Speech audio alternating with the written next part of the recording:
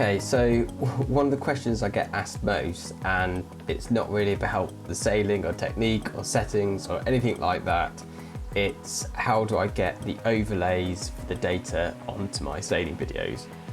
So it's a pretty good question actually, and it's a really useful thing. So this is going to be a short snappy video just to show what tools I use to get the data overlay on my footage. So you just need an action camera. I need some way of recording GPS. Now the GoPro does record GPS, but I don't tend to record my GPS on the GoPro because it drains battery. So I use a cycling computer in a little phone wet pouch just to record a GPS track, and it also picks up my heart rate as well, which I think's pretty neat. But you can just use your mobile phone in a waterproof case as well.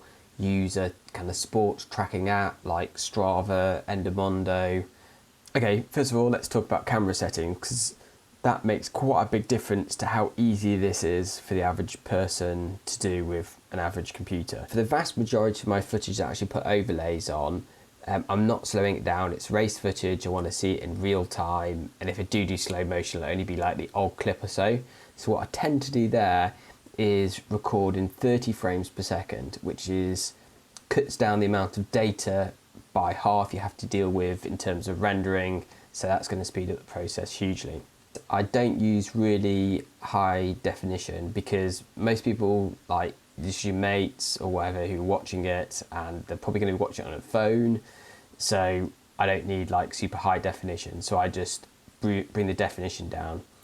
And that means I'm dealing with less data when I'm rendering these videos on a computer, on either your bike computer, your smartwatch, or your phone. And what you want to get off is, you can do two things. You get a GPX file, but that would come off your phone. But mostly if you've got a Garmin, you've got heart rate, you have a fit file. And the fit file is like an activity file on a Garmin. If you go to plug this into your computer, go to the activities folder, and you'll find the fit files in there, and that just gives you your heart rate as well. I tend to put my footage together in 3 steps.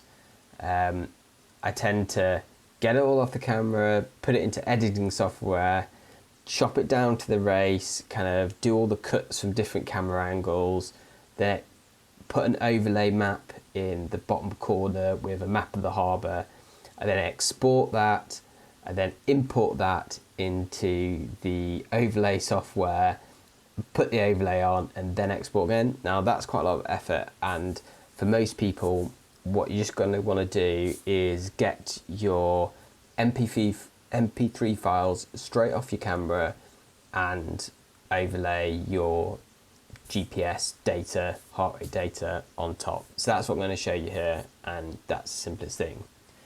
So you'll have got all your MP4 files, get them off your camera, store them on a hard drive, and your fit file from your Garmin. Now the software I use to do this is Garmin Virb Edit. Now it's free software, so you can download it for Windows and Mac. It's easy to use, and you don't need a Garmin camera, you don't need a Garmin GPS device. It'll work fine with any MP4 file and any GPX or fit file. So don't worry about, I've not got a Garmin, it's fine. Just download this software, it's free, and it's actually really easy to use. Go into Virb Edit, open it up. The first thing you want to do is import clips and photos. So click here. Now this is obviously it's saying connect to a Virb, that's Garmin's kind of camera with GPS integrated into it. You don't need to do that, just click import other, bring it to your computer, and you can navigate to the footage you want to pull in. So I shall just bring these 2 files in. I click import only, I don't like to copy the clips. Now, my computer is a pretty quick computer, and you'll notice how slow this goes. So this is why you don't really want 60 frames per second footage, because it just takes ages to optimize, ages to import, and it'll take ages to export. So ideally you want to be dealing with 30 frames per second 1080p footage here. Okay, gonna have to fast forward through this because you know how long it'll take, probably like 5 minutes or so.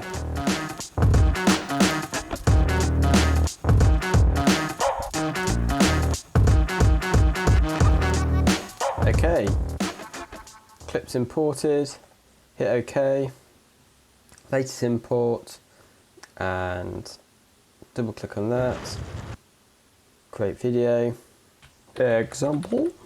Okay, here we go. So we've got the clip in the bottom here, and what you want to do is go to this Gmetrics item, data, import Gmetrics on my computer, browse, and I've got it in this not Bayway. So this is my fit file. So this would be your GPX file that comes off your phone, or your fit file that comes off your Garmin. So get that, drop it in. Now this was the day we did the crazy amount of tacks and jibes, so this might be a bit of a headache, but it's be a good example of how to line the data up. So yeah, that's the right day, use this log. Okay, and then you go to Gmetrics sync.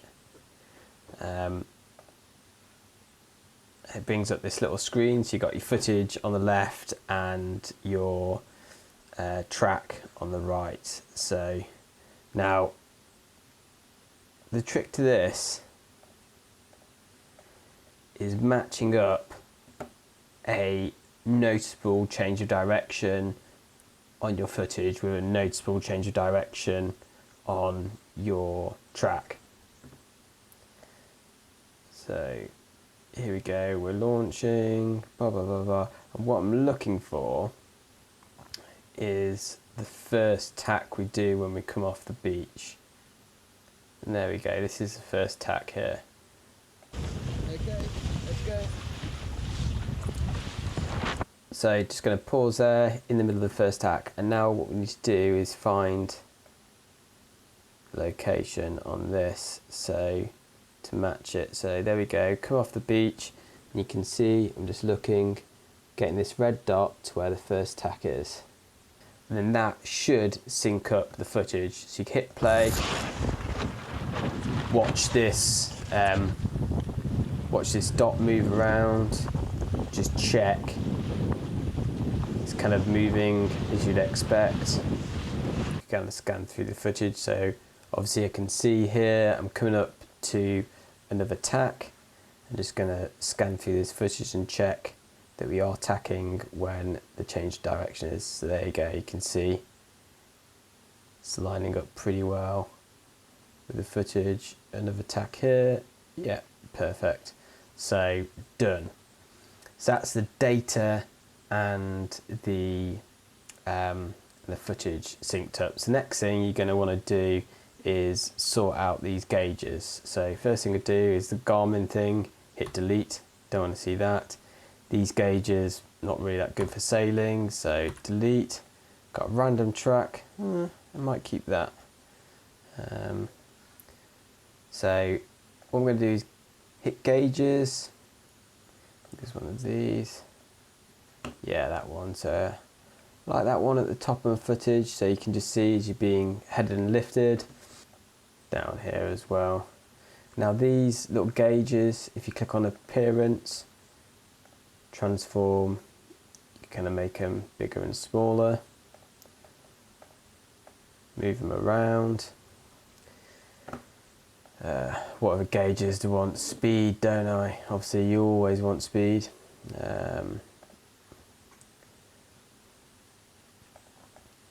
So you can kind of play around with the gauges. I always like to have a little track on it.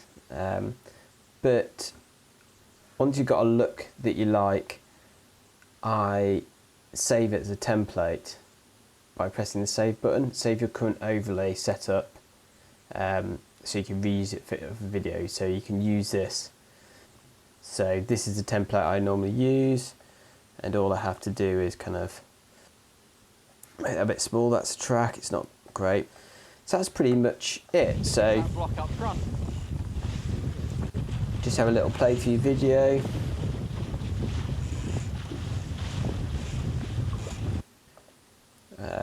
You can cut this, so if you go to editing and just trim left, boom, and then click export. Now when you export, I tend to put target quality as max. I do this because I'll then put it back into editing software and I want to retain as much quality as possible. But if you're just going straight to like YouTube or your phone or whatever, then you can really set it as medium. No one will tell the difference. It's just if you're moving from one editing software to the other, like you lose a bit of quality every time. So it's best to use the best settings. But if you just want to export it and not wreck your home PC for days rendering, then do that. Resolution 1080p, the footage in is 1080p, the footage out is 1080p. Frame rate 30 frames per second. Again, just keep that consistent. Don't want to up that or down that. Branding, Garmin puts its own little logo on. I don't like that, so I always put no branding. Otherwise it does like a boom Garmin Virb intro thing for you. Hit export. And there we go. Export video. So again, this takes a little while, but not too long. It's only a few minutes of video. Okay, so this is the finished product. Now this example, I have got 2 cameras and I've put the little map in, and that took editing before I put it into Garmin Virb. Now that's just like an extra nice to have, and it adds a load of time, a load of computing. So if you just got one camera, you know, and you just wanted to share clips with your friends, forget that. But yeah, this is what you can do with the finished product. I really like it. Of course, at the top you see the headers and the lift, you see boat speed, how long you've been racing, bottom right where you are on the course, and the distance, just how far you've gone. So you know, I do think it adds a lot to the video, and you know, use it a bit of a kind of post-race review as well. Just share it with your mates, you know, whatever. So yeah, that's how I get the data onto my videos. I hope you found it useful. If you have, drop a like. Got some more videos coming up on rig setup, and I'm still hoping to get out the rest of the Skiff Basics videos over this winter. It's been super delayed. Lockdowns really not helped getting on the water, so forgive me, but should be getting plenty of videos out over this winter. So yeah, subscribe if you want to see more. Cheers.